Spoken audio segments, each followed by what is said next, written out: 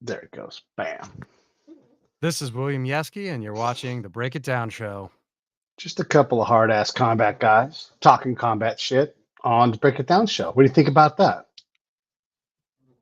I don't know about hard So, ass combat guys, but well, look, okay, look, here's the been thing, through some right? stuff. I know. Let's just be real about this for a second. When you go out on patrols more than, let's say, I don't know, what's the number going to be? 150 times. There's only so many people in the world that ever get to do that, It's very true. you know? And in the places where we have gone on combat patrols, the Arghandab Valley, there's there are very few places on the earth that are as rugged. And rugged is not the word, as you know. I mean, It's pretty when I try to austere. describe, it's like it's the Sierra, where like sand to house-sized boulders are all in what we are going to walk on in that patrol. At least where I was in the Arkansas, I know where you were. It could not have been any gentler on your body and your clothes. So that's hard, dude. That's as hard as it gets. There's nothing easy about what you did. No, that is. I mean, and yeah, I know I take it away because you hear a lot of the stories out there and everything of it, you never look at your own as anything super hard, but then when you start going back and looking at it, and you're like, you know what, actually, that was sort of part of this too, is to get a lot of this down um, for the other guys that were there, because I know a Yeah, lot of memories are fading over time. So that picture starts to disappear. yeah. I recall, and I'm setting this not because we're talking about me, but we're talking about you, but just this the hardness of what we did. I recall, and it didn't occur to me for like 15 years, right?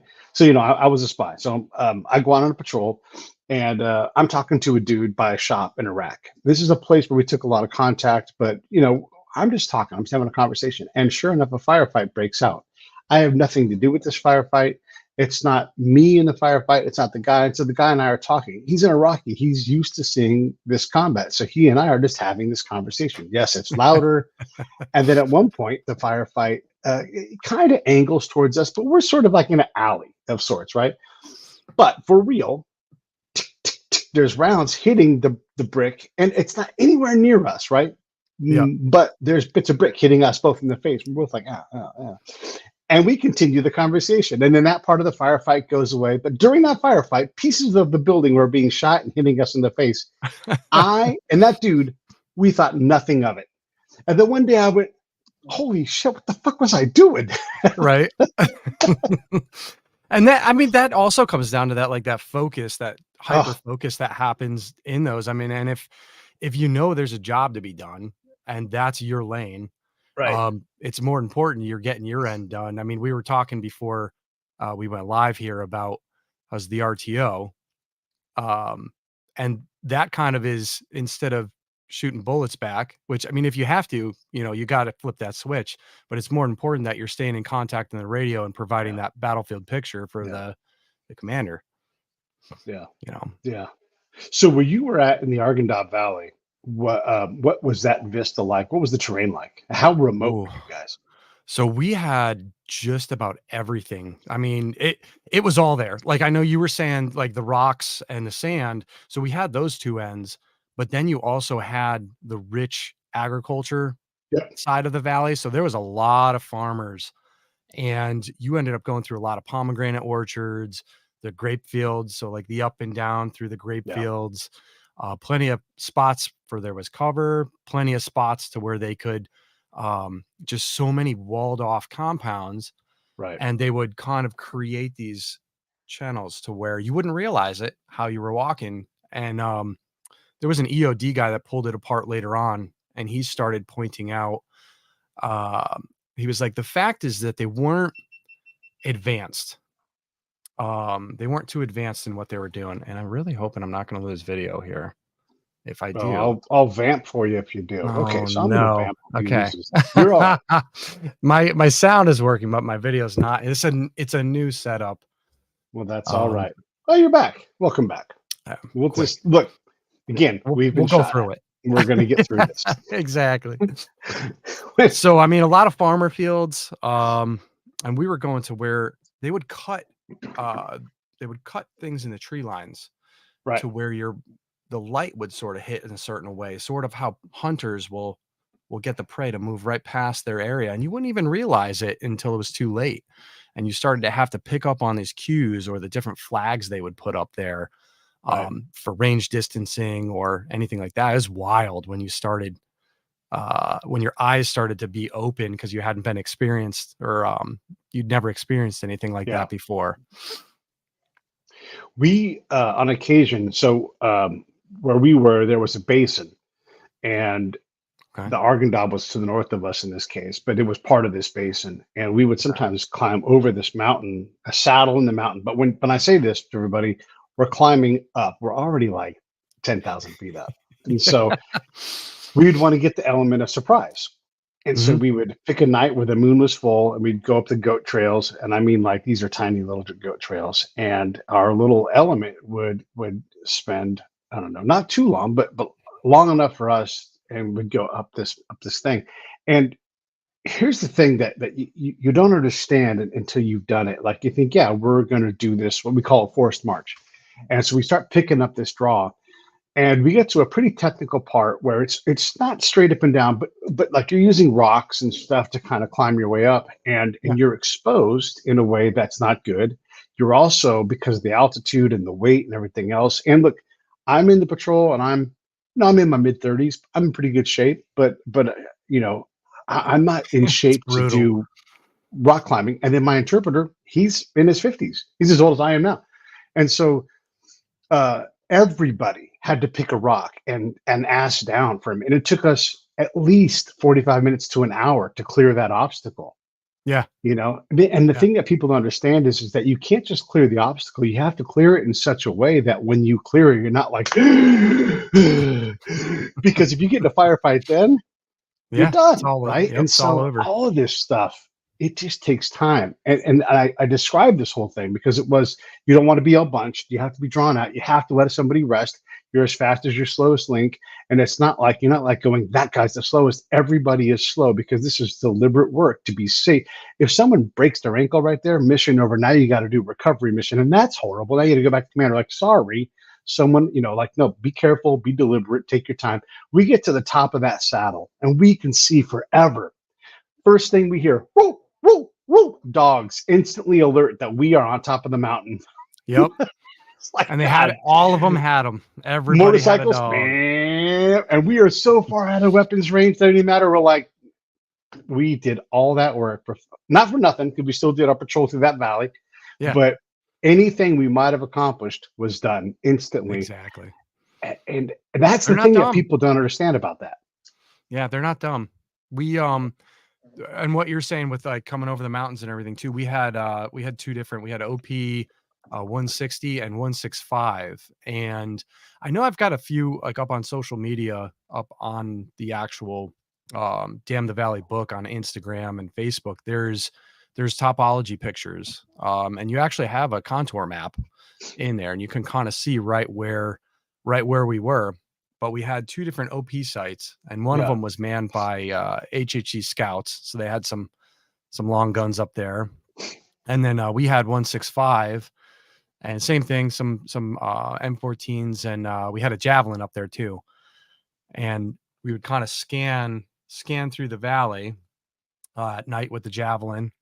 And I mean, you'd see there's everything. You'd be out through on patrol, and they're your Overwatch. And there was one instance we had this Puerto Rican guy with us, Hector Trujillo, and he's on the clue, and he's watching. And Meyer was his buddy, and usually if you were feeling really good, you let your buddy sleep just because of how bad it was out there. The sleep cycles were insane. You'd throw four guys up on the OP, and they'd stay up there for 5 to 7 days.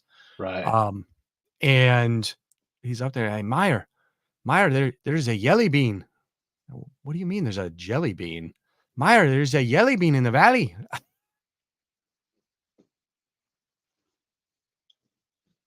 Oh, I can't hear you. Why can't I hear you? Can you hear me? I can't hear you.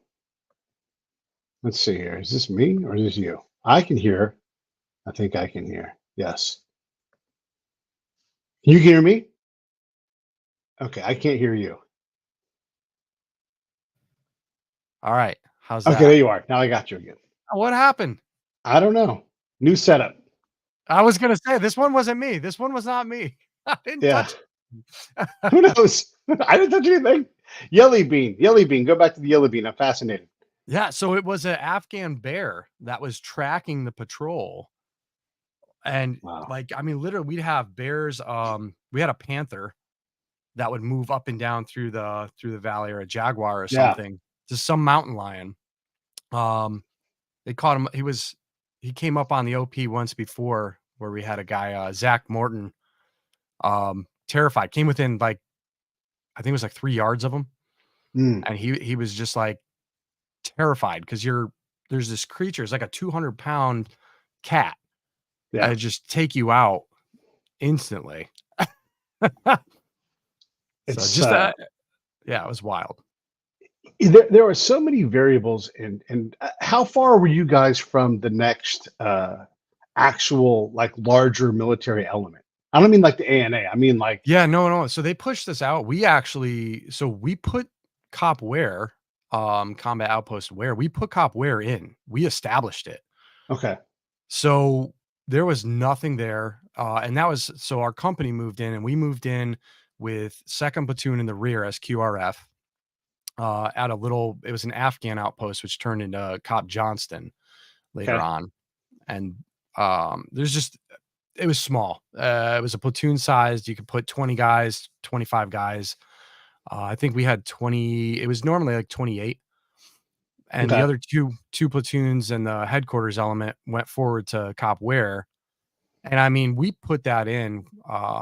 We went in mid-December, I want to say it was. It was cold, because I yeah, remember huddling up in a compound, burning cow manure to stay warm.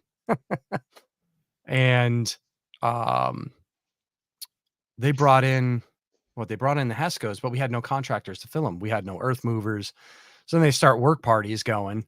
And here's yeah. like four to six guys trying to fill Hescos with Oh my shovels. gosh, Uh, yeah, they got one done. I think it was like 3 days. We got one done. It yeah, was just, it was about as austere as you could get. It was just right. mud That's fields, yeah. tents. I mean, you could say, "Oh, just work harder," but you can't. No, Like, you'd have to no, have enough food. yeah, It's just not a Hesco Bastion is a significant pile of work to fill that thing, yeah. And they really and you couldn't have other drive jobs in. to do. It's Yeah. just not like you don't have a regiment and go ready with shovels, and there's guys picking and shoveling. That no, it's not like that at all. And you're running patrols, and you're trying to keep security established, when really, Yeah, the enemy doesn't know it. But like, we've just stood up a whole, and you can see pictures on there. There's Hesco walls that are just flapping in the wind. yeah, yeah. Zero And were your security. guys' provisions airdropped in? A lot of it came in via sling load on the Chinook. Okay, They yeah, couldn't drive the roads. right, A few convoys came in, but like barely anything, yeah. Yeah, and because you where get we blown up. were, every now and then, and what I mean is like once or twice a deployment, someone would come out and they'd be like, because I know when you guys were there, the vehicles that were there were shot. And so they'd bring them out and they'd be like, hey, this one's broke. We're going to leave it, or Yeah, whatever, right? Like, yeah. because they weren't built for that kind of rugged terrain and that many years. And so for them, they're exposed now because they don't know if they'll make it, if it's the wintertime. So we had a new unit come in and they were like, we're going to push down to the south and left hook and encircle the Taliban. And we're like, oh, please don't. It's the winter. Please don't do that. Please don't Yeah, do yeah, that. right? And they couldn't hear it because they're the army, right? And I'm the army. And I'm like, listen, man, it's not going to happen. Here's what's going to happen. You're going to get 15 minutes off of the road. You don't know where the road is because there's no road. These are old vehicles. And then someone's going to have to go to the bathroom. Someone's going to slide off of the road and you're going to get stuck and you're going to have to do self-recovery Or a operations. flip No, you don't vehicle. believe me, Yeah. but that is what's going to happen. And you know exactly what happened. That thing. And then someone's like, I have to poop. But they Because it don't had been listen to their hours at this point. intelligence officers. I mean, come on. Yeah. But that's the reason I'm taking so much time on this is like when I talk about how hard it is to do all these things. Like there aren't everyday showers. There may not be laundry. all of these things you think about that allow you to not stink, to stay healthy, all of these things, it's just there's not commonly available. Yeah. And then you go on a patrol and you decide to hop over some guy's mud wall, right? We had it. We were doing this. We were there, go up and hit the wall and we kind of roll over, right? Because no one's bolting this thing because it's too Yeah. big and we're too heavy. And about the, I don't know, the 13th guy that hits it, wall falls down, and we're like, oh fuck. It's great to go through now, but now we got to go find that guy and be like, hey, sorry, we knocked your wall down. Can we come Yeah. back in a couple of days and help you rebuild it? Do we got to pay you money? And it becomes a whole different operation, right? And so it's everything is just so complex. So I want to talk about that, but also how far could you guys venture out? Because you say you have a QRF. You and I both know that QRF is it. And if you are, and here's, I'm using what we were, if we were more than, say, a mile and a half away, there was no help coming. Because by the time they got there, the fight would be over, and whatever happened, it would have happened. There was no ISR. Maybe there's a fast mover that would get to us, but really, a mile and a half was our effective range. We would go beyond that at times, but it was a command decision. It was high risk, and it had to have a certain, requirement to do that because no one could. You couldn't run there fast enough because you couldn't run very fast out there. Yeah. Yeah. And that's, I mean, that is like we were pretty isolated. It was company only. A lot of the stuff that we would use would be Kiowas. Those guys were Right. a godsend. Yeah. Oh my Yeah. God, Seamus was awesome. Like we'd occasionally you'd get an Apache on there, but they're slow comparatively. The Kiowas was where it was at. They'd usually send a team out and stuff, but that was really it. I mean, there was a handful of times with the fast movers on there. They're not on station very long. And then you also have oh man, there was a few where we had A-10s come in. We got to see them operate. We almost had a JDAM dropped on us 500 meters away. So yeah, yeah, that was task Yeah. force operating while we were out there. It is again. This is because people don't get to see this. So when you plan an operation, I'm talking to everybody here. When you plan an operation, part of the briefing of the operation at the battalion of 1,000 people or more, someone will say, "Sir, in this operation, there will be local drones, right? Like we'll have like a remote control airplane. So this is the Raven. We'll throw Yeah. that out. We'll have Ravens above that. We'll have UAVs above that. And we're going to have Kiowa support today. You have to ask for that because there's not Kiowa support for every patrol, right? And so it's No, rare to no. get it. And when you have it, you're like, oh, cool. And so they often just kind of fly through, and they're so low, and they kind of fly and they look down at you, and you're like, oh man, it's great. And when the Afghans see them, they they hide because they know that's death from above. Yeah. And then the whole valley chills out, and you'll hear because we can hear the Taliban talking. They're like, "Oh fuck," and they hide. But then once Yep. the Kiowa leaves, it's like, okay, we know those guys are around, but They're they're right back smart. at it. They're like, those guys are coming back. And so when the Kiowa does come back, they're like, "Oh fuck, they came back." But then they're definitely not coming back the third time. And so maybe you have something above that, and then you have some satellites. So they kind of stack vertically all of your assets, and so you know what's there. But when the Kiowa is there or the A-10s, you're right; those things are Oh, they're awesome. wonderfully terrifying, and you hope they don't Oh kill my you. God. Yeah, right. I mean, that one was that was close. That was one where there's we saw dirt clods, coming up from the gun, hitting the compound next door to Yeah, us. That was pretty. They weren't tracking. It had something to do, and I'm calling up and I'm like, hey, what's going on? And they're the company because of comms was severely limited. You have to remember too, this is 2010 primarily. And we had an experimental, like it was a 117 Golf.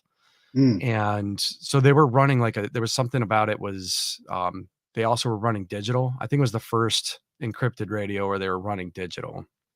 yeah, Um, that's about as far as I can talk about with that one. right, right. I But don't when know you run everything that's experimental declassed, but things in real life situations, it has to work, right? yeah, I mean, this was squared away, but we had the amount of iron content in the soil where we were, and some of the other stuff that was out there, totally screwy. Yeah, It was just strange. yeah. We could really talk maybe a mile. Oh my God, you just lost me again. Hey, I Yeah, am like, holy crap, I apologize about that's all that. right. It's all right. It might do it another time or 2. It's, Maybe a little too much iron in your office there, yeah, and right? you're It's fucking with your the digital signal. closure. Yeah. I don't No, think it it matters, was man. I mean, this is the story of what's incredible. And I don't know we're spending a lot of time setting the stage, but people don't understand how complex modern combat is. And the thing is you're going to go on. I don't know you, right? But you might go on 100 patrols and nothing happens, And then the second something happens, it's like, oh man, and it might be an incident, and it might be all day. You just don't know, and you can only carry. I'm talking to the audience. You can only carry so much stuff. So if you're going to go walk around, and let's say you cover 6 miles in the day, which is arduous for where we were, and both of us, um, you're not going to carry 500 rounds of ammo on your person. That's just too much because you have to have water. You need to have a little bit of food. You need to have whatever it is takes you to do your job. And then, like me, like I didn't have to carry much, right? So I would carry extra stuff, but I mostly carried food because you're burning through calories like crazy.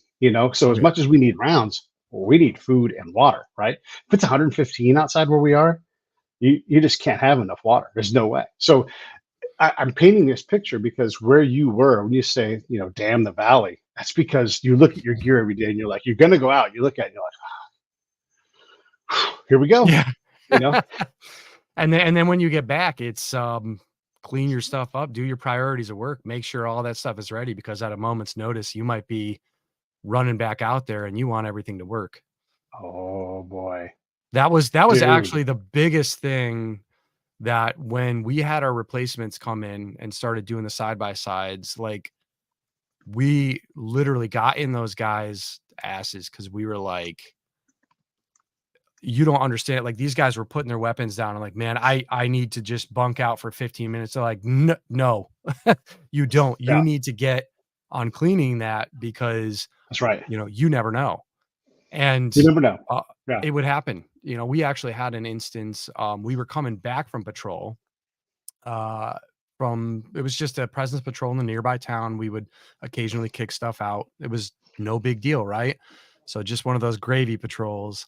And we come back and we're doing the AAR like we always did.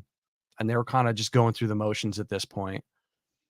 And the sky lights up, boom, and rounds, tracers start flying overhead. And it was just like, what is going on? And sure enough, so it was 1508 had an element that was a mile down the road on the main roadway section. And we had no idea. We didn't know they were even there until about a week prior. And that's who they had hit. They drove one of those the motorcycle carts packed Yep. with explosives right up against the wall, detonated it, and just started complex attack. Started sending in suicide bombers. Um, they knew right where the bunkers were. So they started coming in and just lighting up the bunkers. So some of those people, that's what their training was to do. Like, oh, we're being mortared. They thought they were being mortared. So they all dove in for the bunkers. And, that was it was a kill house. So that's what we had to run into just on a moment's notice. Like it ended up to where we're being held back and because they're trying to get contact. And they're like, what is happening? And our CO, our platoon sergeant is on with our CO because at this point we were separated on that smaller compound Yeah. away from the flagpole. And he's like, hold on, I can't get a picture. And it finally just got like, we're going. And we ran a mile down the road to this thing. And as we got there, they were exfilling or had already just exfilled. And it was, we cleared out an HLZ in a small little graveyard across from where they breached. Yeah. And we're bringing in Blackhawks and stuff and evacing people from what had just happened. And there wasn't a full evaluation and everything until the next day, but it was bad. Like coming through that hole in the wall, like after people had been evac'd and everything, going through that breach, Right. they wouldn't be able to recreate it with just um how nasty of a scene it was. It was like you took an Alaskan tent with I don't maybe 500 pounds of the AC units and stuff that those things Uh huh. have. So there was one just thrown back and an Wow. AC unit just like it got flicked by a monster, just Right. Yeah. massive. And From boom to you guys arriving and the distance, how far and how much time for you to arrive? Because you also have to negotiate that, are we allowed to leave? Can we leave? We are leaving too, right? and you also have to take into account too, time is relative when Oh your boy. adrenaline pumps, and I Yeah. mean, there was guys that I talked to about certain instances in the book to where they're like, "Man, that took like 40 minutes or so." Yeah. And you get an actual timeline. So like that's actually, I have a bunch of these with me here Yeah. and a bunch of the green books. And these bad boys, you got Yeah. grids and you've got all sorts of everything in Yeah. there, but like Press timelines and pause stuff. there. I And want to press pause right there because you get yeah, into a firefight. There's a couple things. There's first off, when you're new, you don't know if you're good enough. You still don't know for a long time until someone says, "Hey, William, you're fine, man. Don't stop worrying. You're doing the right things." Like you need to have someone else who knows tell you, right? The other thing is time is a river, and sometimes it eddies, sometimes it whips by super fast, sometimes it's turbulent, and sometimes it's just gentle. And you don't know where you are in that river, and where you are is totally different than where I am. And so I'm like, that was 18 seconds, right? And they're like, no, that was 5 hours. You're like, no, I was talking to a dude and we just were drinking chai. You're like, we were getting shot at all day. And I'm like, oh. And so people, again, it's hard to understand that, but it is so, and I say river, maybe there's a different way to describe it, but it moves so differently for everybody. Like, how many rounds did you fire? And you're trying to count, you're trying to remember these things. You're like, 8. And then you look in your magazine, your magazine count, and you're like, turned out I fired 2 magazines. yeah. And you didn't even remember the mag change. Yeah, exactly. Yeah. Yeah. So that time you got the green books and you look, how long was it? And then like the negotiation of, and I don't mean negotiation like you're like, come on, boss. Like you do have to go. Here's what happens. Here's we're trying to go. Here's the response. We are going. You make your tactical call to go. But how long does all that take, and how far do you go? I mean, we were sitting probably about 10 minutes, Yeah. for that go. It felt like forever. Right. And I know I'm probably going to get a text because I just got one a minute ago. My platoon sergeant must be watching because he texted Yeah. me. But it felt like about 10 minutes. That felt like that hour. It's Hmm. probably really just 5. Yeah. And then running to that was just, I mean, you have to think like these walls, Yeah. there's 10-foot walls on either side of you in some of these places. And you're just like, I don't think anything's there. It doesn't make sense that like if they've already started this complex attack over there. However, Yeah. all they would need to do is clack, clack, and you're in Yeah. a terrible Yeah. area for something like that. Right. In the briefing on their end, they're like, and then the QRF will come down this avenue. You are thinking that every step of the way, They did stuff like that. I mean, there all the was time. Yeah. an IED to where they set it up in the spots. They watched the teams and they set up a false bomb, a false Right. IED in order to wait for the EOD team to get in place and clack that one off. And it actually ended up, we ended up having an instance where they killed one of our squad leaders, Staff Sergeant Scott Brunkhorst that way. Mm. He went to check it out and he was like, something's not right. He was getting a weird feeling about it. And he's like, hang back. And he Right. went forward to check and Yeah. Right. disappeared. Yeah. And so again, like, as the leader, you're saying, we're about to go. I'm taking this responsibility because the boss above can't see what I can see, which is very American. That's not the Russian model, right? And then you say, whatever you say, like, we're going to go 2 minutes.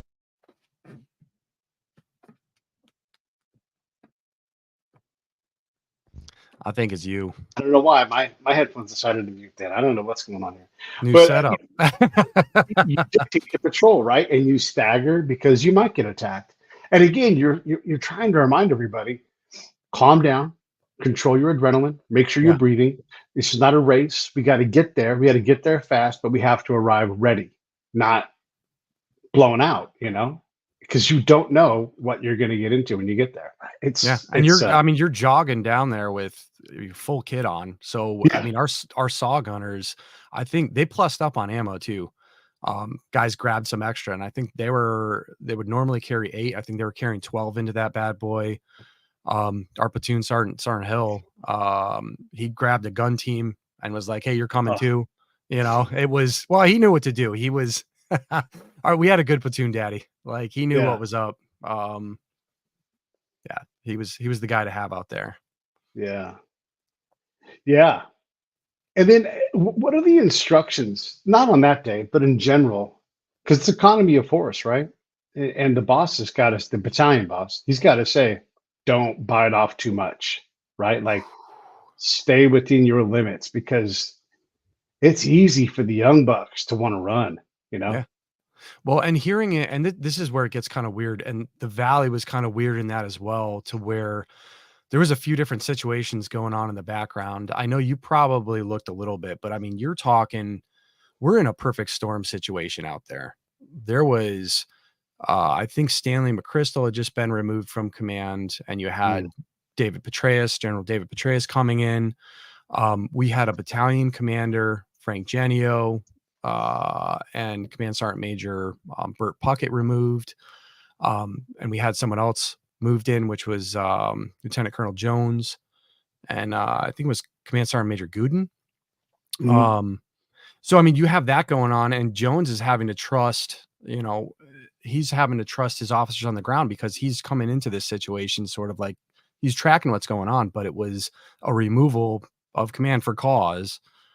And coming into a kinetic environment like that, right. and your ISAF commander's gone. I mean, just to come up on speed, and logistical is all over the place, and Yeah. uh, command teams are having so I mean, there's a lot of trust put on your ground level. So I mean, our Yeah. our Captain Adam Armstrong was kind of given a little bit of that leeway, but at the same time too, he's got to answer for this stuff. Yeah. Yeah. Yeah. How senior was he as a captain? Because if I'm a battalion commander, and this is Pete with all of his experience now talking, Yeah, I don't put a baby captain there. I put a baby captain in charge of something else, right? Like I'm not saying not in a combat role. I'm going to say put him in a combat role, but if I'm on a remote cop that requires primarily air or helicopter provisions, I need a guy who's seasoned out there, who's been through these things and understands, how to manage an unmanageable risk. yeah. That's where you guys were. There was, for him to be able to put that trust in that, and I mean, we had a heck of a commander. He was newer on that end, but he had seen combat before as a lieutenant. But they put a lot of trust in him, but he was a smart guy. Yeah. I mean, he's still in. He's still a pretty smart guy. He wouldn't be where Yeah. he's Yeah. at Yeah. otherwise. Yeah. Well, that's fair. I mean, you can have guys that are prepared for it, right? I had the good fortune of I had a lot of experience, and I wasn't any commander's like tactical advisor, but I'd seen a lot of stuff, and so when I would go out with these guys and talk with them and do my role, because I was in the role of like I was a counterintelligence agent now, so I was a spy, right? Yeah, But I had seen all these things, and I had been out a lot, and so I'm still a Department of the Army. I could wear a uniform. I usually didn't, but I was a sage for a lot of these, young 20-something-year-olds. And sometimes I had bad advice, but I tried to always have good advice. But I understood where we were. I understood the bulk of the mission. And I also understood how easy it was for us as an infantry unit to bite off more than we can chew. And I always promoted this, whether I was in Baghdad or Afghanistan. It's like smiling and waving might save our asses someday. So be friendly. We can always get nasty. We can always be yeah. the biggest dog on the block. You But for got to know right when to flip now, the switch. yeah. And let them know, Yeah, like, hey, I'll flip the switch. Right now, I'm your best friend. What's your smallest? I told them, like, what's the smallest problem we can solve right now? Let's go get the governor. Let's solve that problem. Let's be problem solvers. Let's not be the problem. And it was hard to get infantry units to get that, right? And we weren't trained. And I say we, I mean, I wasn't trained. I had to invent all this shit. And yeah. so you all would show up, and again, you're like, we will find the Taliban. And what? And what? Did you make dead Taliban show up every day? No? Oh, well, what a surprise. And so what are you doing every day, right? You're doing Yeah. things that are other than that. What are the things I asked a lot of my special operation friends? I'm like, did you fire more rounds or have more conversations in combat? And they're like, I have way more conversations. Oh, yeah. But what were you trained for? Firing rounds, you know? And it's See, and like, that's a it's lot such, of when we were in the yeah, Arghandab, it always struck me as more of that type of special forces or special operations mission, in the fact of like, we're living right there, right outside of, one of the larger villages. My video feed's Yeah. going to cut out again. I got you. um, but in all of that, yeah, see, I told you. Yeah. But yeah, I mean, exactly what you were saying there. In all of that, um, there was one instance in particular. There were we had some contractors. We would hire locals, in order to kind of get a little bit of face and stuff on it. But we'd have them doing the work and stuff, Yeah. like filling those HESCOs. And I would always make it a point to kind of BS with them. And one thing Yeah. was trading cigarettes, and they would always grab my Camels. And you know how hard it is to get anything out there, especially if you're Yeah. getting airlifted once a month. And they would Yeah. call me Whoosh, because Whoosh in Pashtun means camel. Yeah. And it's the little camel on the cigarettes. And we would talk, and like, I mean, man, these disgusting pines that they have, but they just grin and bear it and kind of talk the limited amount and smile and everything. Yeah. And one day we were out with First Squad Sergeant Ackers, and I hear from one of the, hey, Whoosh. And I'm like, what? Like, this was a different compound, about a click away from Copware. Yeah. And we're down by the bazaar, and I'm like, and it's one of those contractors, sure enough, noticed me. And he's like, hey, there's I wouldn't go down that way. What are you talking about? There's just, we've heard word. We went down that way anyway, but it was kind of that extra vigilance put on it to where maybe there was, and maybe we just didn't get lit up, because it kind of seemed if you presented yourself as that hard target, and we moved through it over Overwatch and stuff, Yeah. and we were ready, Yeah. and they were probably like, not today. Yeah. Yeah. It was much easier for them to not try to attack us directly, but Sure. sit back and lay in mines. It's I have a similar technique, but I use it on you all when I show up, because look, I'm just this dude, and I don't wear a uniform.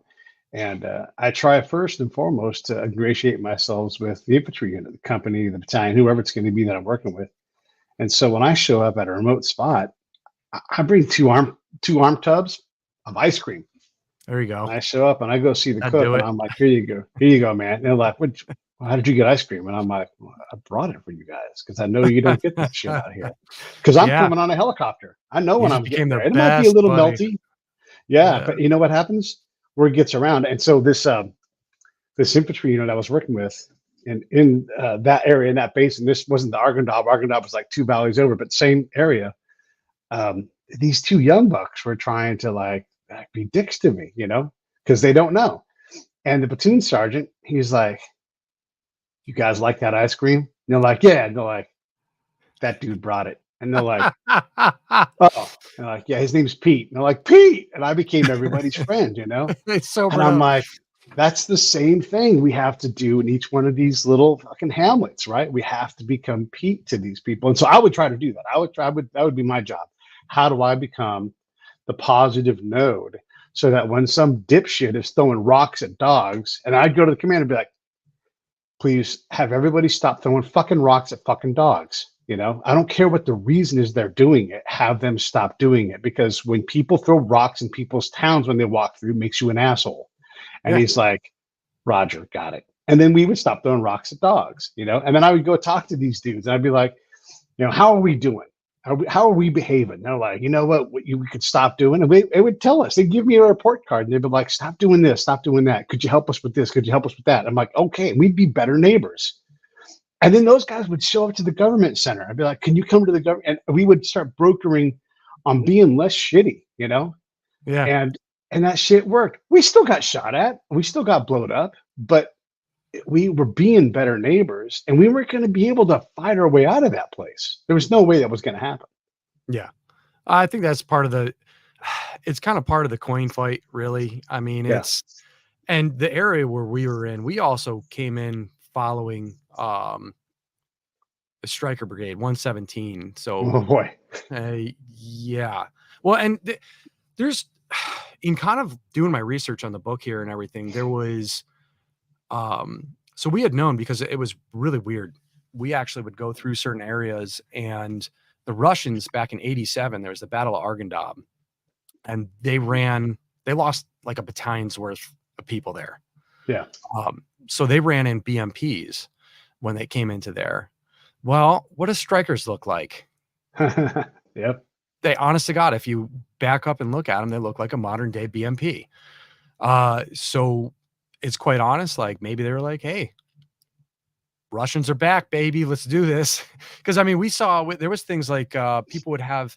There was one compound in particular. They had a Russian heavy drop chute they were using as an awning, and it was just like, oh my God, like, Yep. like remnants of it. Where you see an old guy who is Mujahideen and he's wearing a Soviet officer belt, and there's only one way to get one of those.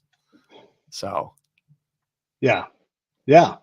What we had in our little valley where we were at, there was like a pyramid-like structure, okay, and the story was that during that part of the fight, probably in that same fighting season, I forget now, it's in my green notebook somewhere, but the Russians came in and they're like, everybody in this circle is going to die, and then they built a fucking pyramid over the top of them.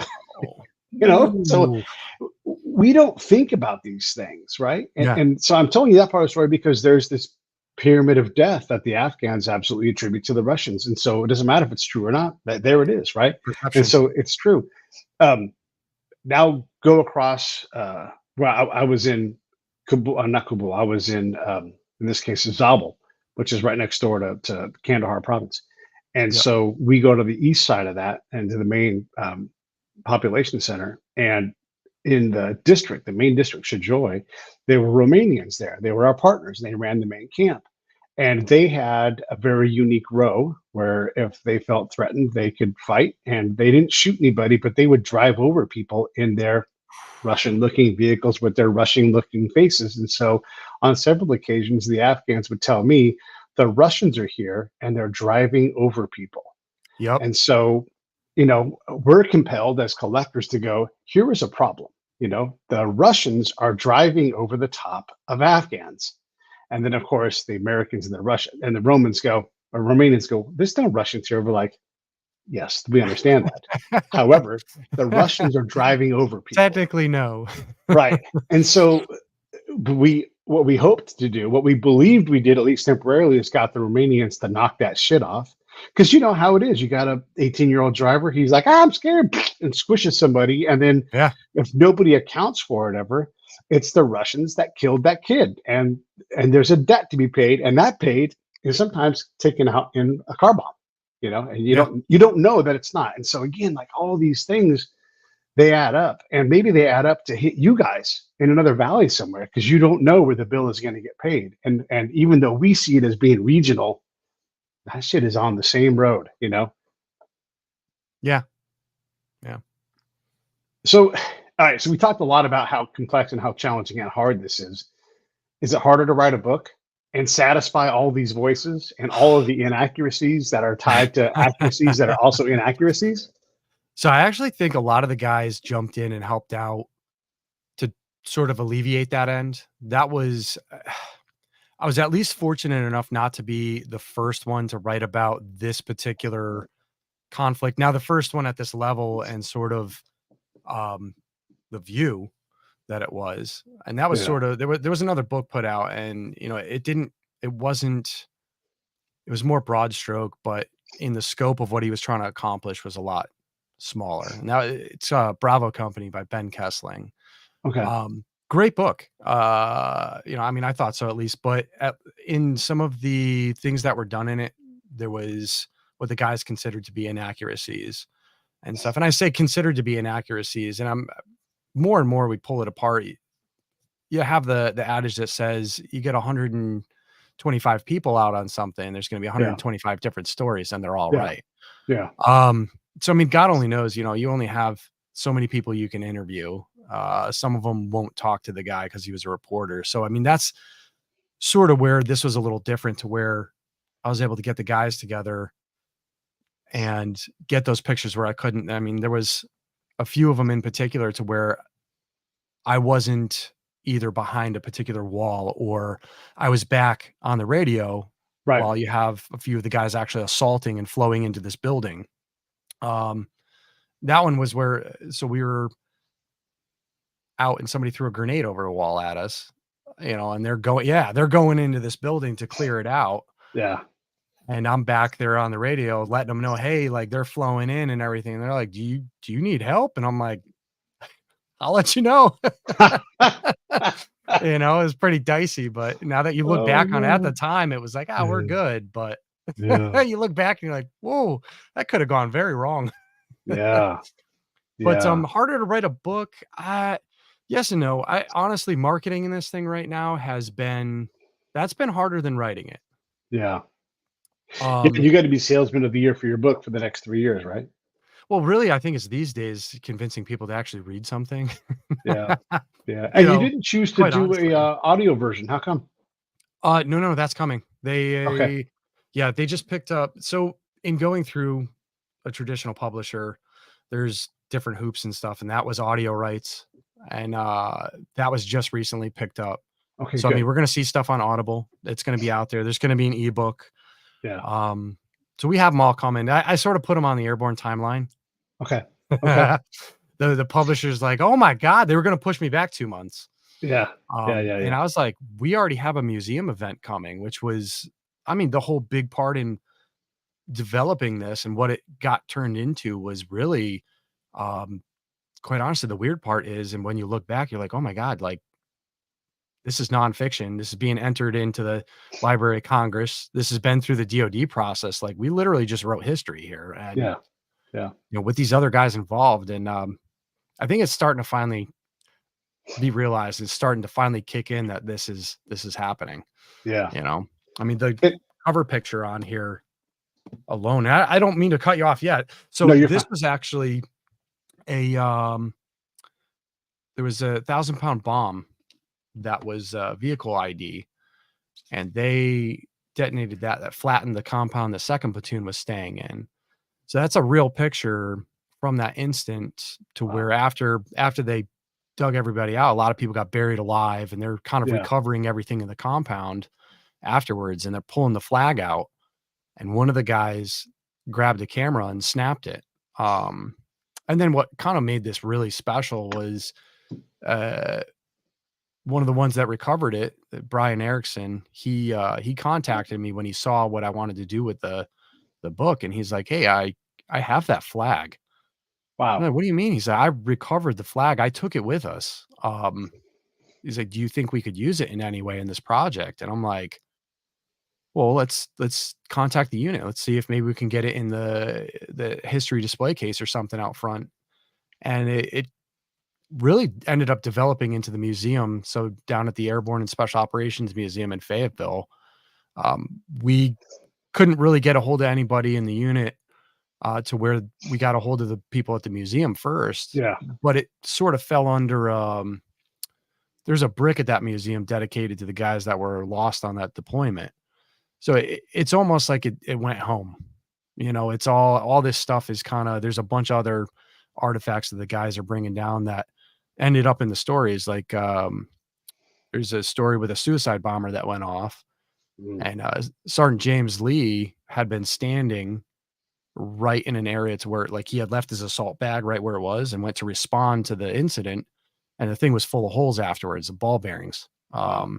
from the bomber. It just ripped right through everything, and it would have been it took out it took out the squad leader, Sergeant Alan Thomas. The ball bearings went right through his body armor.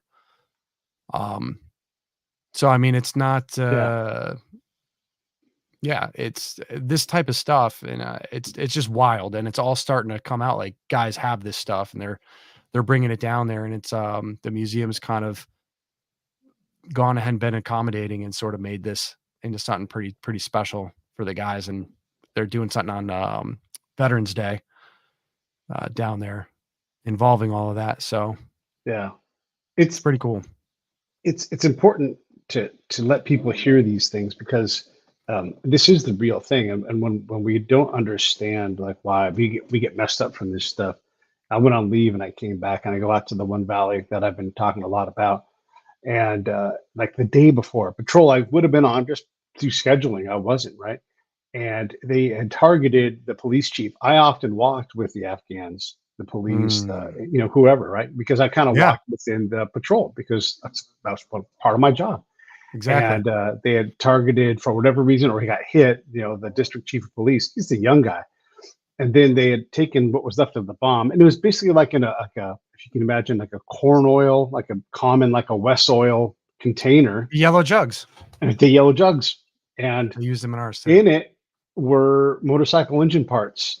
I mean like Oh, the arm, the piston head, so they had had an old engine that had blown up, and they put that into a bomb and they blew it up, and the police chief of police survived and was blown up, and he was pissed and everything. But I bet. but but you're seeing the parts, like this was the bomb, and they'd recovered a lot of it, and then you find the bomb, and you're like, oh, this is the tin that has the ammonia nitrate in it, and you're like, oh, Yeah, this is going to be the bomb, except for we happen to find this one ahead of time, and then the next one does go off, and you're right, you see the holes, and so you see all of the processes, whether you catch it early or late, or we'd done so much work to stabilize this one region. We had gotten the population so connected to us, and the next unit came in, and he's your mirror. He's the LT that comes in, right? And with his platoon, and his boss, the battalion commander's like, he had a great handoff, best handoff I've ever had. The battalion commander's like, all right, your battalion commander before says, Pete, you and Rich, my buddy Rich, you guys are the guys. All I want to do is not drop the ball. And we're like, great. Well, we'll go out here to this targeted area and we'll help your guys out there. And we could not get that guy's attention. He's like, my job is to coil up this concertina wire, count all the shit, and get out of here. And they oh got man. they Yeah. had the blue on green thing, and they assassinated dudes in the Oof. pinnacle of, like, we're going to put this checkpoint out at the edge of this basin, right, that Mm. would tie the valleys, all of it together. So it was out there on the edge of what was possible, and the Afghans were going to take over this, and this was going to stabilize that little portion of that little part of Afghanistan, and the road into town was finally open. And because he stopped engaging and it wasn't important to him, All and I'm undone. tying it directly to that lieutenant, his Yeah. guys got killed. Maybe they would have got killed either way, but he didn't do what he was supposed to. And he even said, he's like, I regret not listening to you guys. And it's like, yeah, man, all I can do is give you advice. I can't help you. You need to potentially save your guys' lives, and it's that easy, And look, that lieutenant doesn't know enough to know enough. But Well, you also don't, it's so hard to see. So I went on afterwards, like further down the road to do some civil affairs stuff.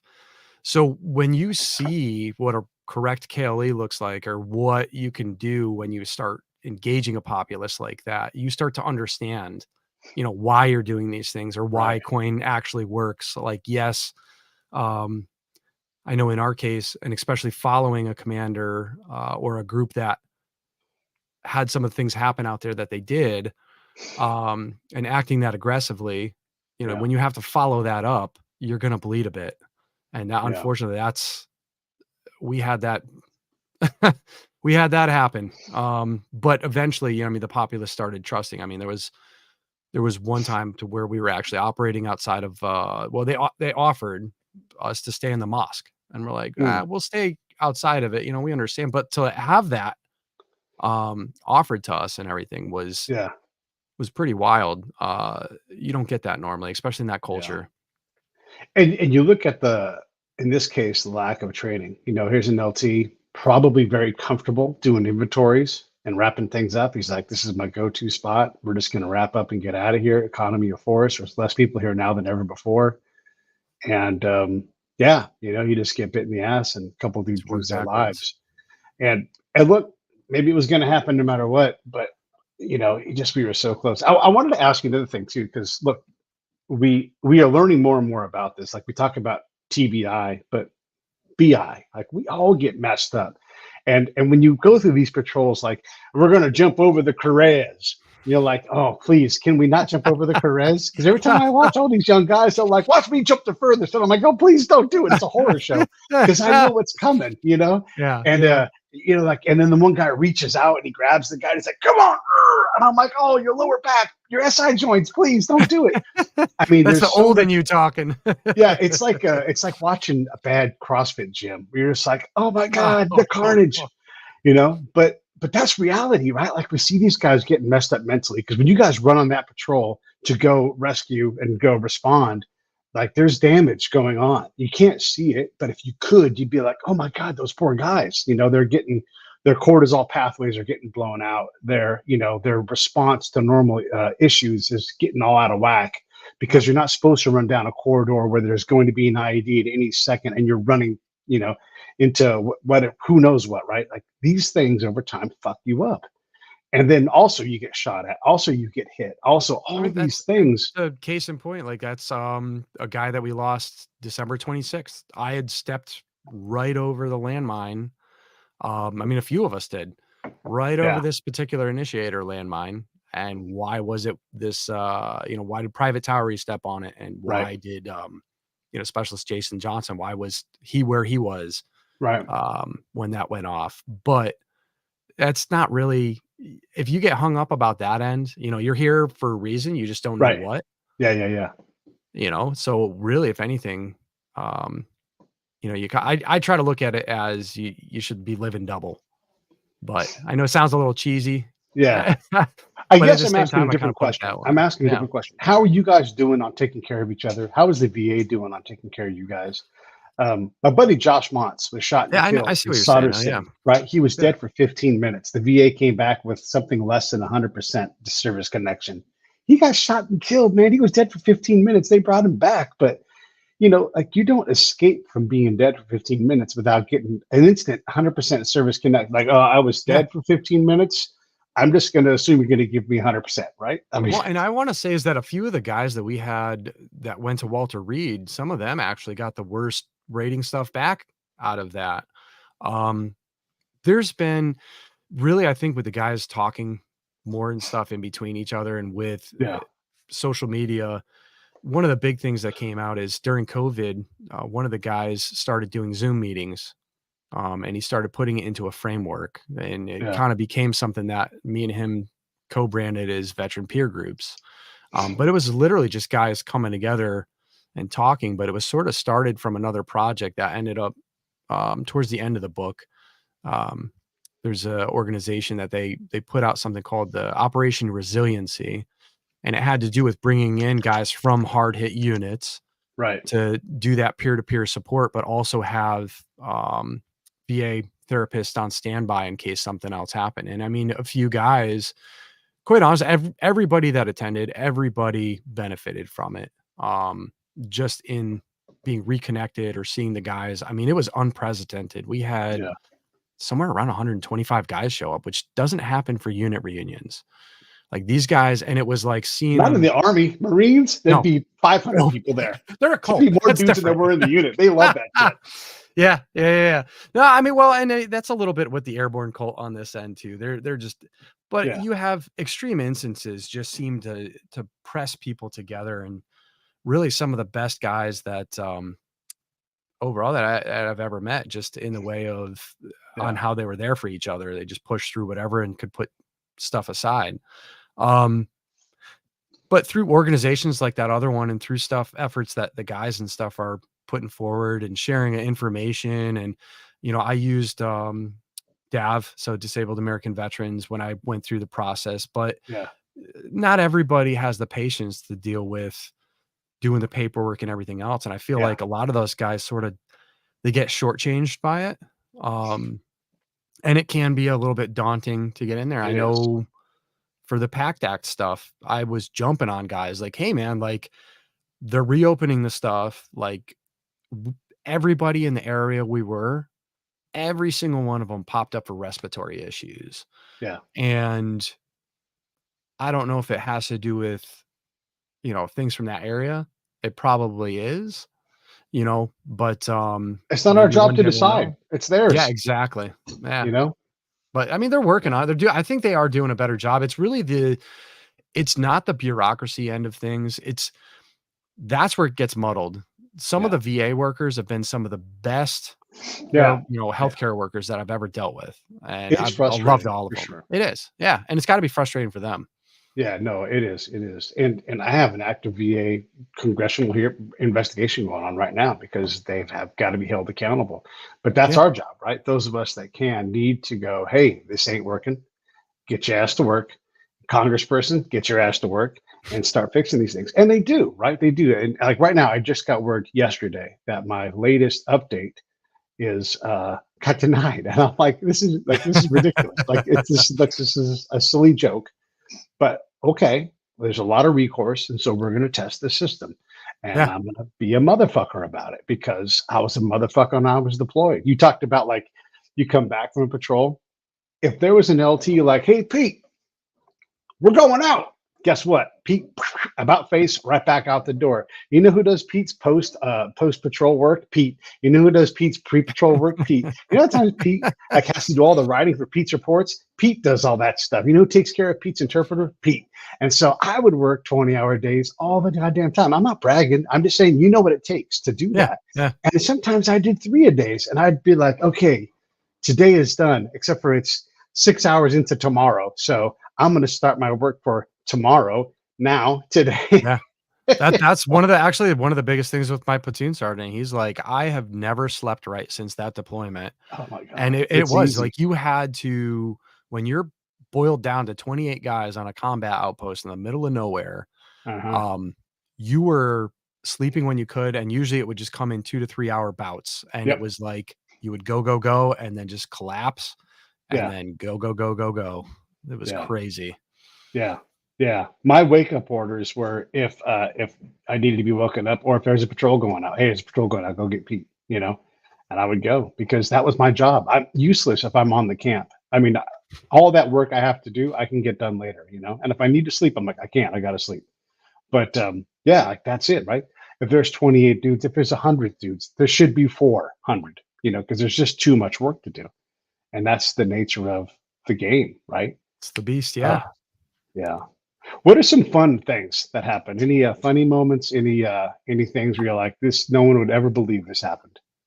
I mean, you had the where I was going in before, the story with the grenade over the wall. All Yeah. right. Um, I there's you can boil down so many, but that one in particular, Yeah. the chapter is called Battle Shits. So one of the guys, as you will over there, had just a nasty case of dysentery. It's Sergeant Bobby Muscle. And you know, you're out here on this combat patrol, and he's been like, you're dealing with people and everything else, and he's just, his guts are turning. And we're Yeah. like, we gotta get into a patrol base in this compound. Like, we're there, and he's like, that's it. Team leaders, you take care of it. I need to take care of business. And he is, you know, laying it down over here. And that's the one where I'm on the radio. Hey, this is our position and stuff. And the teams are all settling down, and we have a machine gun on the roof. Yeah. And they're settling in. And it was James Staples, a specialist Staples, and a specialist Chris Wiesner. He was a grenadier, and they're up on this rooftop. And they hear something cracking through the branches of the trees. And you're like, what is that? And dunk. And you see a grenade spoon flip down onto the ground, and then Oh boy. boom. And this grenade, if it hadn't hit that tree branch, it would have nailed Bobby. I mean, that would have been it, done. But this grenade gets kicked around the corner, goes off, but boom. And I have never seen anybody, I mean, mid squat, like he's what? Like ripping his Oh pants my off, God.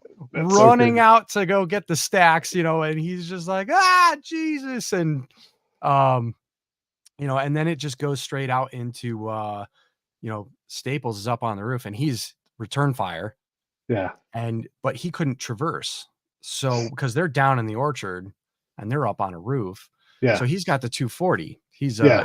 you know, he's a 240 gunner, and he shoulder fires that he pulls up, and he was like, in telling me and recapping everything, he's like, I thought I was done, you know, because you got rounds zipping through the branches. He's getting splinters like hitting him, and he just like lets loose. And at the same time, here's Wiesner yelling down to his team leader. He's like, hey, can I start firing?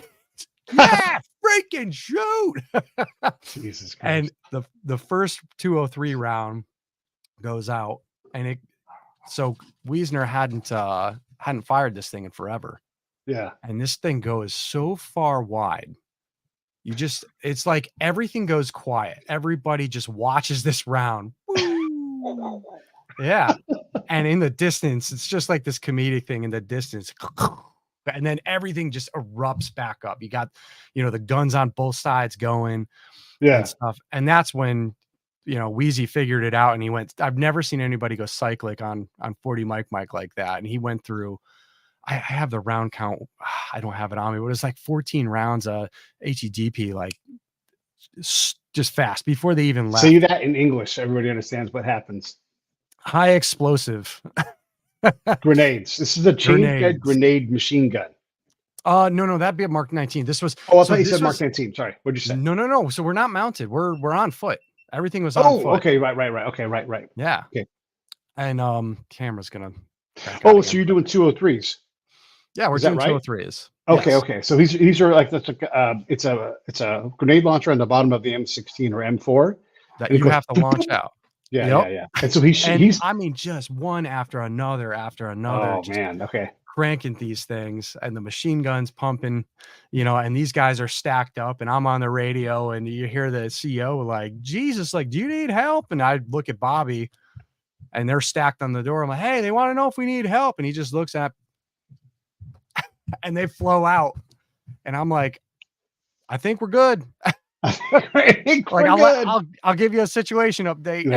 I could only imagine his face on the other side. Like, what is happening here? But I mean, they float in and that's hilarious, man.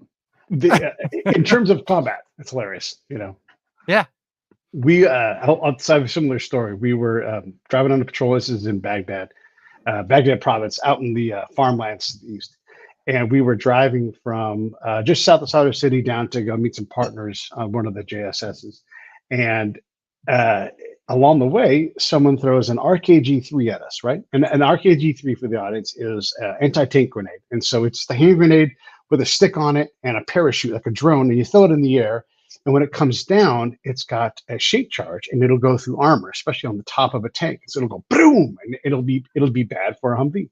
And so they kind of they chunk at that our patrol, and so it goes boom, and you hear it go off, and it's behind me. I'm in the commander's vehicle, so it's behind us, and look, our policy at the time. This is around the same time you guys are where you guys were. He was like, everybody okay? Good, push through. We drive through.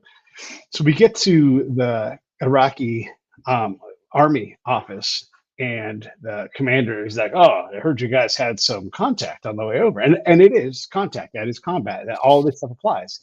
And we're like, "Yeah, wait, hit us with the grenade or something." We hadn't really had the full report yet because we had just got there. And by the way, this is like a 7-mile drive, but it takes an hour because we drive like 10 miles an hour, right?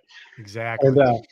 And he's like, no. The Iraqi general or colonel, whatever he was.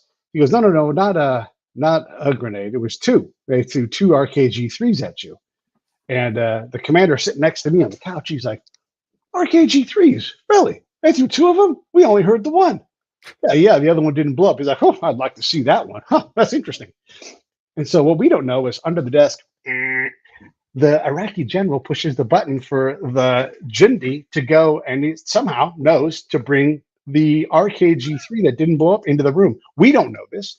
So we're sitting there having a chat, doing our thing. And this guy comes in, and it looks like, just for everybody listening, it looks like this musical instrument, with the ball bearings on it. It looks like that thing, sort of. It's like that shape. He comes walking in, and we both look, we're like, ha! Right? Because once this thing is thrown. Yeah, when it's primed. Yeah, it can go at any time. It's got like a hammer. And so once that hammer hits, you don't know. Like it's sort of like if you light an M80 and the fuse is burned all the way in, you're like, probably won't blow up, but good. It's a crapshoot. Yeah, not something you want going off in an office. No, not at all. So they brought that thing in. Ultimately, it didn't go off, and EOD guys came, like 6 hours later, and blew it up. But you have these funny things, and the colonel's like, why did I say I wanted to see that thing? It's like, right. That's the dumbest thing I ever said. But these things happen in combat. Oh, and we had the Afghans didn't care either. Like we'd have guys go out and they'd we'd be like, oh, there's a landmine over there, and they're like, it's no mine, and they'd go kick it, and it's like, and some of the times they did, it wasn't, and Yeah. There was actually one time where, "Oh, there's no landmine." Well, there was. No, it booby trapped a body. Yeah. Um, Oh, so and we knew it. We had intel, and we actually had said, like, don't move the body," and they're like, "Well, with Muslim law, well, we have to the family's here, we have to get it buried." And we're like, "There's a bomb under it." And the local national police, they didn't wanna listen, so, yeah. we backed off the scene, and they turned it over anyway, Yeah. you know, and that's oof. We, uh, we had same area, different unit, but we had intel that they were, like always, hiding weapons and bombs in the graveyard. And so we marched on over. And sure enough, there is a small propane tank, not the full size, the small one, like the little one Mhm. gallon one. And we're like, yep, there it is. And so, like, the Americans were like getting back. And the Iraqi Jundi guy walks over, picks it up, and I just like, I gotta take a picture of that. No one's ever gonna believe someone walks to a site where we think there's a bomb. He just goes up and picks it up and walks off with it. And I'm like, I'm walking backwards and he's walking away, and I'm like, I can't believe I'm taking all these pictures. Is he gonna blow up? Oh my god! It's just a different attitude, I guess. You Yeah, know. yeah. And maybe he looked at him. There's no way this is a bomb. It's just a tank. I wouldn't even get close, and that's not my job. My job is to do something else. But I mean, yeah, we they have even no fear of that. I noticed it. I mean, it was just, that was actually we were, exploding one that we had found with EOD, and I had noticed there was some livestock, out there and everything. There's a cow in this field. Didn't even flinch when we blew the thing up. That's kind of Yeah, my realization, like, it was earlier on, and I was like, "Oh god, like, this is normal." Like, this is not good. yeah, yeah, yeah, They yeah, weren't yeah. kidding, you know? Well, listen, I've had you for over an hour, and it's been fun to trade stories. And look, every one of these valley stories, they're all just amazing. It's almost like the island hopping campaign in World War II, where you have all these. They're very similar, but they're all completely unique. And I love that we're telling them because we have to. Like we know Tarawa and we know Bougainville and all these different things because people wrote these stories. Ours are tiny little stories, but Yeah. you have all these souls and you guys are really on your own little ship in your own little ocean. And it's amazing I that you think what guys did makes it this. kinda neat too here is that it's boiled down to a platoon level, so you have those smaller, like, more intimate moments and stuff, Yeah, and they're in there. yeah, There's some good yeah. ones. There was one other thing you put in the notes too that I think is great to understand. This is in basic training, because this is basic training thing is Oh, they yeah. kind of get you to get over yourself. And so, and I'll let you tell your story. But when we were there, they're like, you have 2 minutes, all of you, to take a shower.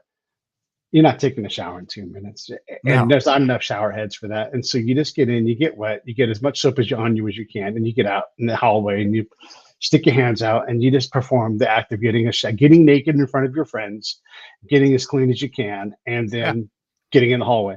And some dudes are too precious. And they get shoved like like there's this guy, his name is Bill. I don't remember his last name, but he's in there and he's like, and I'm like, dude, boom, and I shove him out of the way. It's like, I'm not done. Like, yeah, you are. You are It's now. no, yeah, it's like there's no time for that, man. But you talk about that, and like you have these things that are just uniquely military, and you have to understand that. Look, we're not going to have showers around here for 21 plus days. It's just going to be normal. And when you do take a shower, you're like, God damn, everybody stinks. I didn't realize how 3 bad we all months at smell. one point. 3 Yeah, months, and it's normal. It's and it's normal. normal. Yeah. It's when the smell starts coming back, that's when you know. Yeah. Like, the smell goes away, and you're like, Yeah. "Okay," and then it starts coming back, and you're like, "Oh, this is really bad." Or It's when you gotten get bad. clean and you realize how bad everybody does smell, and you're like, I can't wait till I no longer smell that smell. And then you're like, oh yeah, it's terrible. But talk Yeah. a little bit about that thing, that camaraderie, that lack of self. Like talk about your experience with that because it does happen in basic, but it also happens in airborne school. It happens in a little valley in Arghandab. Talk about what that means to be part of something that's bigger and to not be about you, but to be about, you know, taking care of each other. I mean, really, yeah, it does. I mean, I can remember the point to where, um, you did have to take your own, uh, sort of self-preservation and stuff and put that aside and say, hey, look, I have a job to do, and it's only a matter of time until it happens to me, and that's really that's one of the things that was you go back and it sort of strikes you to where um, it's almost good to go back and look at that again, and say, that you're in this, and it's like it's larger than yourself, and you Mm. got to put that side aside for the team. It could be you, it could be any one of you next. I mean, really, yeah, there was there's a ton of instances. It's just woven throughout, and I don't even know the time when, but I mean, guys are still doing it. There's literally just somebody, he's finishing up his time either in the military, he's working something in that capacity. Mm. And I know I'm going off topic from the book, but it's literally it's the same guys from it. And he was having trouble down there with everything, and this guy just called him up and he said, hey, whoa, I see you're in the area, and he got him squared away and he calmed everything down. And he was just like that anchor for him when everything else was falling apart. That was that's a hell of a thing to do. Just Yeah. out of the blue like that. And all these guys are like that with one another because they've taken um that part aside, and they've put that on the side and been like, hey, look, that's they're one of the guys, and Yeah. they did it for me, and they would do it again, and they're just there for each other. Yeah. It's important. And I suppose, when it comes to all of our own well-being in general, whether you're in a military unit, airborne, spy world, whatever it's going to be, or just you're just a civilian, you work in the banks or whatever it is, life gets hard for all of us at some point. And you don't wait until someone gets to the end of their rope to try to save them. Save each other well in advance. Look out for one another, call each other, check in, go out to Yeah. coffee. Take that turn for half an hour and drive out of your way to go see someone and check in face to face, and do that. And if someone needs $50 or $100 and you've got it, I can give it to them. You know, Yeah. What is it? if they're a military person and I always ask, like, what's your rating and how long has it been since you checked in with that? And then when they go, I'm like, knock it off. Like, let's get you in there and go force the VA to do their job. Force Yeah. them to deal with look, when you send people and you deploy them, you break them. Like, all this is true. We know this. So make sure that you're, saying, hey, what do you guys think? This is what I did. This is what happened. Or am I at? And let them tell you no. And if we don't do that, then we're not taking care of each other. And I'm tired of getting phone calls of so and so killed themselves. And reach out to me before you do it. That's bullshit. We got to reach out now, every day, all the time. Look out for one another. Just Yeah. It's not hard. Because at Just that do it. point, it's too late at that point, Yeah, Right. exactly. Yeah. Oh, I don't want to end on a morbid note. So what's one more fun thing? One more fun closing thought. Oh man, closing thought, fun stuff. I mean, you got a lot of the guys looking forward to that museum event, but I'm just wondering how many of them were. Oh, what? I mean, it's coming up soon, but yeah, I know a lot of them are excited. A lot of them are pushing stuff out. I'm trying to think of like another fun end. I mean, we had battleships, but oh, here you go. Here's one. Here's one that was a fun end. So you were talking about ice cream before. Yeah. So we had a group of Seabees come through, and they were doing so I know Navy, and you're like, wait a minute, Navy Seabees in the middle of Afghanistan in the Arghandab River Valley. But they were trying to do an assessment like, hey, how can we put something larger in this area? There's a ton of issues down here. How can we move a larger element down here and make it this little outpost accommodating?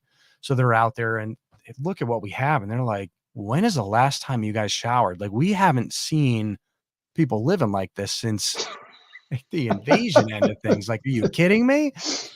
So those guys, I mean, not too long after they left, they brought in, they built up this thing with these two huge water tanks. They brought in a shower Connex, and shortly after there was a freezer Connex that came with cold food and a cook with one of those, the trailers had been out there. We just didn't have anything to cook on it. So now yeah, he did nothing. Yeah. He just handed out MREs. Yeah. So so now he had something to do, and they brought this freezer thing in, And kind of one of the guys goes to us. He kind of gives us the shoulder and he's like, "Hey, I got a little something in there for you guys." And it was like 4 or 5 those 5-gallon containers of Ben and Jerry's. Nice. They're like, "Oh." Yeah. Later on that night, well, myself and some of Weapons Squad, we cut the lock on the freezer because the cook locked it all up on us. It was like, nobody's gonna touch it. And we were like, all right. And later that night, we attacked one of the 5 gallons, myself and some of Weapons, and man, that was we ate until we were done. Like there was no more having that particular flavor. No more cookies and Yeah. cream. It's such a great thing. It's such a great story. I appreciate you being on the show. I want to wrap this up, but really, man, I appreciate it. I love that you came on. And No, thanks for having me. It's great. Yeah, let me wrap this up. Stay back there, and I'll stay by you in a second. Hey, thanks for watching the show. I really appreciate it. Right here, you can subscribe. Please do that. It makes the show grow. Hit that notification bell so you know which incredible guest is coming up next. Down below is the PayPal link. You can put a small subscription in. That is an enormous help. All that money goes right back into the show. And then right up over here are the next episodes you should listen to, curated by yours